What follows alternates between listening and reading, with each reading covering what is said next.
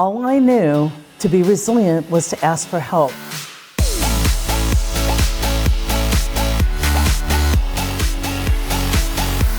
Today's episode is all about resiliency. Now, I talk about commitment a lot. It is working with the willing, it's buy-in as a verb, it's showing up committed because that's the first step of accountability. I can't commit you, you need to do that. But as a leader, I can teach you resilience. Anyone can be resilient if they focus on just enhancing their skill set in two areas.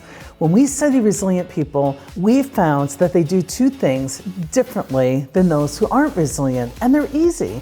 First one, resilient people build networks of positive relationships. This means that you help a lot of people, that you are open to helping them think through how they can move through their own barriers. People who are resilient have big networks of positive relationships, and they ask for help early and often. Now, this doesn't jive with your ego because when you hit upon an obstacle, your ego wants to prove that I can, I must, and that's right where I start to blame because alone, the circumstances do look huge and I'm gonna have a distorted view of the world that says it's not even possible to do what I'm asked to do.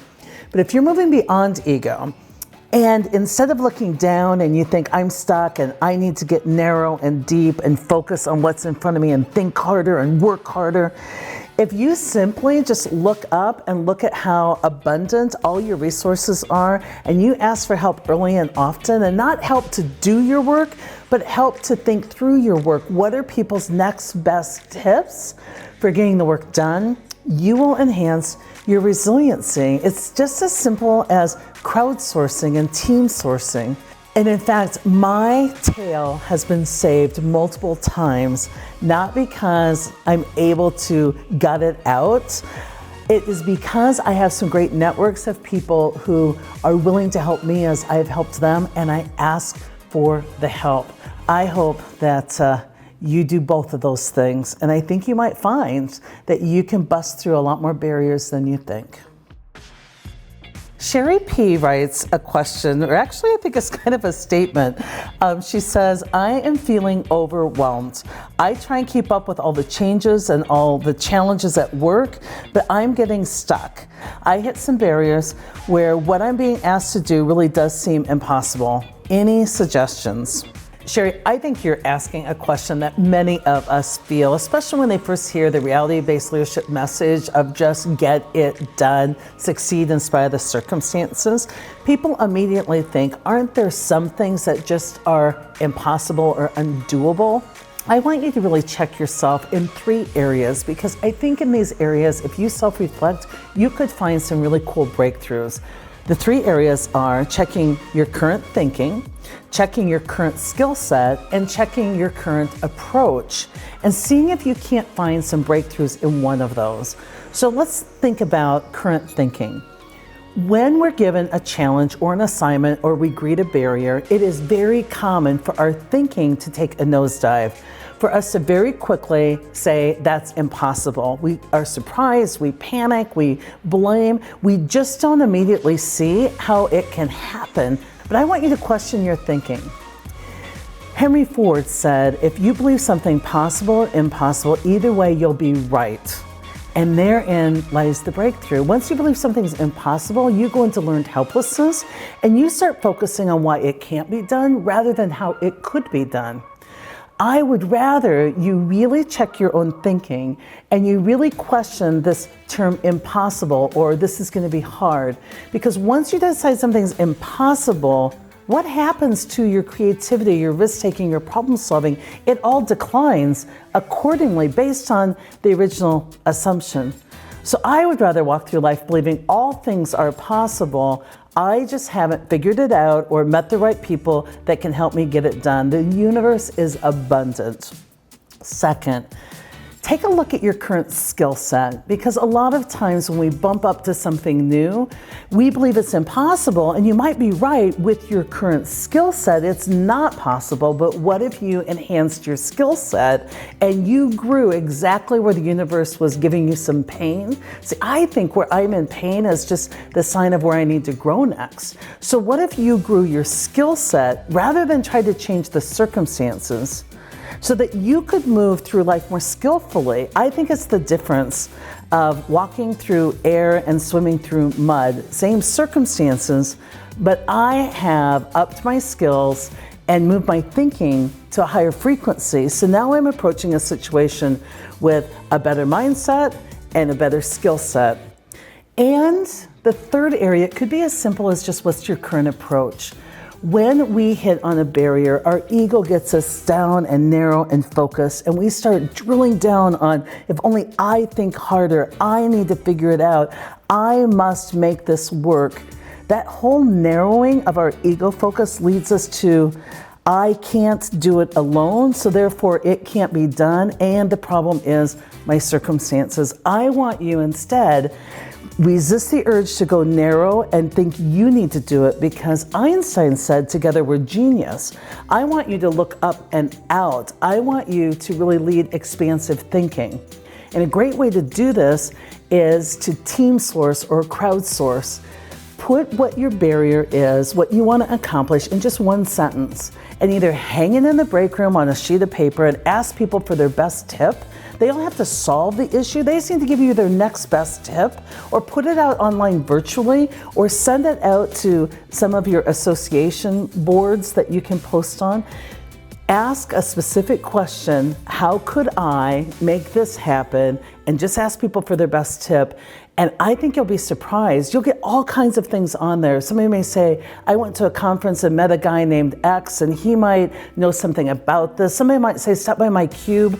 I have a couple of ideas. Somebody may tell you to search Google for a different word than the one you're using. These can be little, tiny things that add up to big breakthroughs. Welcome to this session of the Roundtable. I am joined by Anna Dorr and Sarah Meese, and we are going to talk about resilience. Now, I brought the two of these folks in to talk about this because they are the poster children for resilience. So once you have a committed individual who's willing, in order to keep them accountable, you really have to work with them to learn resilience. But I haven't had to teach these folks resilience. Resilience is the ability to stay the course and make it happen regardless of whatever crazy circumstances there are. So I often use them as my example of resilience. And so I want to hear first, what are some of your best tips? Sarah, we can throw anything at you, and you just instead of freaking out, you just smile, this kind of Cheshire cat smile, yay. So I'd love to hear, since I used you as a poster child for resilience, what are some of your best tips? Well, I think of myself as a pretty creative person. Yeah. And I like to use resilience and problem solving as my creative outlet. So if this is such a great reframe. It's not a problem, it's an ability or an opportunity to use my creativity. When a challenge comes my way, instead of freaking out, I like to think, ooh, a challenge. And my eyes light up and I think, okay, how can we do this? And so if I come up with if a roadblock is thrown in front of me, then I just figure out how to jump over it, go around it, or dig a hole underneath it. So. It's so true. You guys, Sarah is my chief of staff, and so you're all saying, how does Cy get this done? It's the big question you all ask is, how does Cy get this done? And I tell you, my secret weapon is, Sarah, there are times I'm in 5 cities in 5 different days, and we have a small footprint in this office. And you have had some interesting challenges. Do you have any memorable ones that you can share without ruining my reputation? I've had a few interesting conversations with taxi cab drivers in different cities. And I'm surprisingly, everybody's incredibly kind and nice and willing to help out in most cases. So if you get back what you put out there, if you're kind and nice when you ask for things, then people are normally willing to help. So just don't be afraid and be nice about it.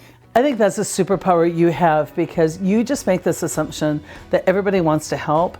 And part of being resilient is having, as large as possible, a group of positive relationships, either that you've had for a while or that you form, and then asking for help. A lot of us, when we're trying to be resilient, we don't ask for help. We like hunker down, like I have to think harder. And you are great. I have to tell this one story on myself. I lost a cell phone in the Chicago airport, which may or may not have happened maybe 10 times in my life in the last year. I don't even know I've lost my cell phone. Sarah calls me and thought, that's weird. If she's supposed to be boarding, that would just go to voicemail because we watch pretty closely for each other's phone calls. So she figures out it is lost, and she knows me pretty well that I might have had a drink near my gate before I got on the plane. So she just looks at the map, calls the nearest bars, and asks if they see a cell phone there, which they do.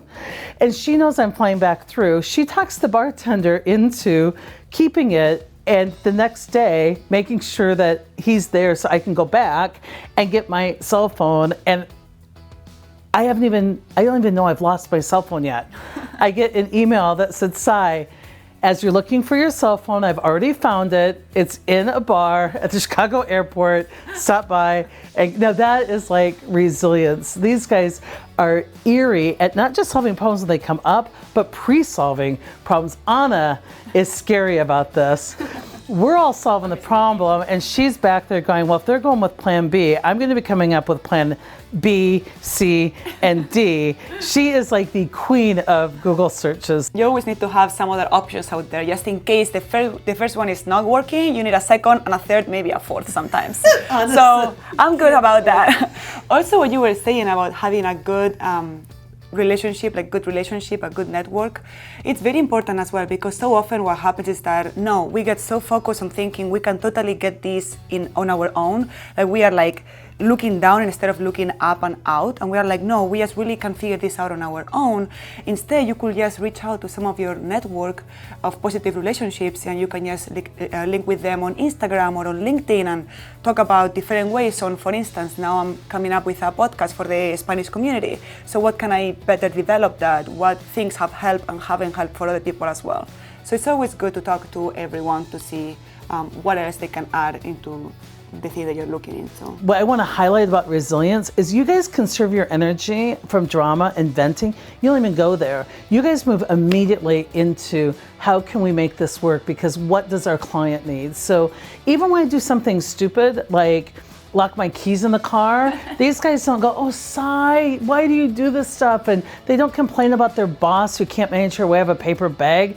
They just go, okay, let's figure out the easiest way to get her keys back to her, even though she's now in a different city.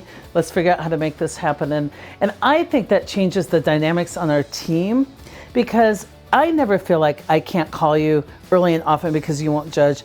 And I'm hoping, does that make it easier to come to me when we do screw up or make mistakes? Yeah, it's so much easier. Yeah, well, at the pace you travel too, I mean, somebody's got to be watching out for you. Yeah, well, there's that.